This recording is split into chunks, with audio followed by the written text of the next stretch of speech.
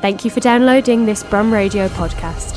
For more podcasts, visit brumradio.com. I'm Dave Massey. I am down at Birmingham Hippodrome, and I am at the panto, which is Jack and the Beanstalk, which is here until the 28th of January. I'm joined by Doreen Tipton.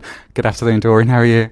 All right, love. How you been? I'm all right. I'm bearing up under the circumstances. Now, you've been doing this panto for a few weeks now, and you've only got a few weeks left.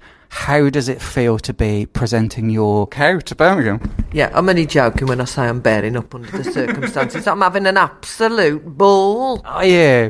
And what's your character that you're playing this year? Tell us a little bit about it. Doreen the lazy cow, the part I was born to play.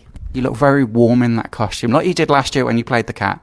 Does it melt in the costume, or when it's like -5 outside, are you quite happy? Do you know something? Apart from my brown hoodie, this is my favourite costume. I wear a pair of velour, what's like pyjamas, and then I get into the cow costume, so it's like getting into bed, and then I put the hat on. And then I put a big pair of furry, what you might say, bed socks. So every day I feel like I'm getting into bed. And how does your character feel like it interacts with the other characters when you're walking around as the cow on stage? Because obviously they're all in their character roles as well. How does that feel? Well, I can't get too close, can they? No. It's got a big... It's a big costume. Yes, which is handy. But... yeah, it's fine. They love it. They come up, they stroke it. Not on stage, backstage. But on stage, it's absolutely fine. It's very malleable.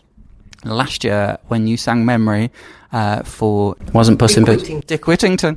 Last year, when we saw you in Dick Whittington, as the cat, you sang Memory to us. We now know you can have some singing for us.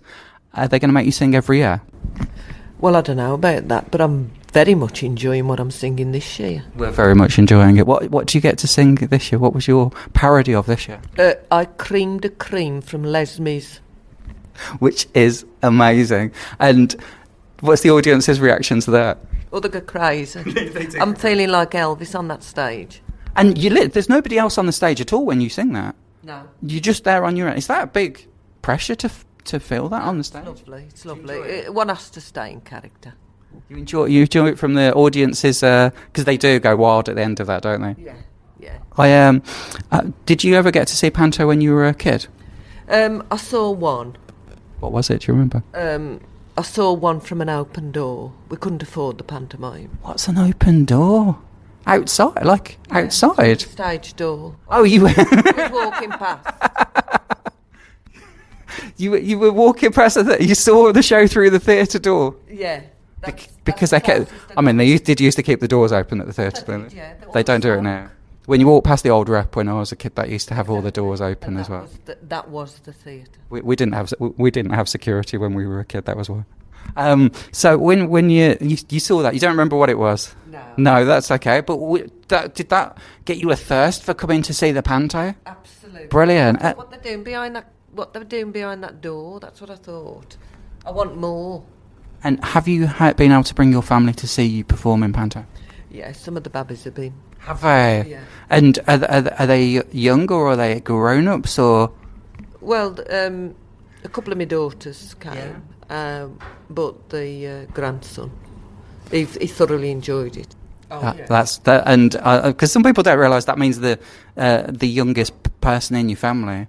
Well, it does to my lot. But do you call everybody babbies? Yeah. You call all your kids babbies? In Birmingham, they call everybody Bab. They do, and I have no idea why. No. I do it as well. Sometimes people call me Bab. That's weird, isn't it? I'm more of a cocker. Oh, yeah. Yes. It's a lovely black country word, isn't it? Cocker. Me cocker. Yeah. Is that what you say? Yeah.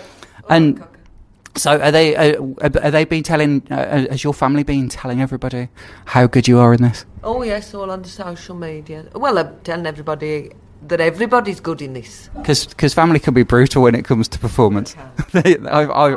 My family would tell me I can't sing. Do you feel that when you're on stage and you're being the cow in the panto, how do you get into that character? What's your method when you're getting into it? What's your angle for becoming the cow? Yeah, well, I've had a bit of method acting experience. They sent me on a workshop. Did they? Yeah, the Stanislavski. And so they took me to a farm. Yes. And let me wander around a field. Did me the world a good. Because they sent you to see cats last year, didn't they? They did. And then this year, were you thinking, oh no, I've got to go and see cows? We don't know whether you're joining us next year because the announcements haven't been made, yes. But there is a dog character in Peter Pan, and there is a crocodile in Peter Pan. Could you see yourself being each of those, or would you like to be Captain Hook? I'll do anything. You'll do anything? That's brilliant. Thank you so much for coming down to do this today with me. You can see Doreen Tipton in Jack and the Beanstalk, which is the Brum Panto. It's on until January the 28th at Birmingham Hippodrome. Check out pantomime.com and birminghamhippodrome.com as well. Doreen, thank you so much for chatting to me about this today. Thank you, Cock. Thank you for listening to this Brum Radio podcast. Don't forget to subscribe and rate us on your podcast app.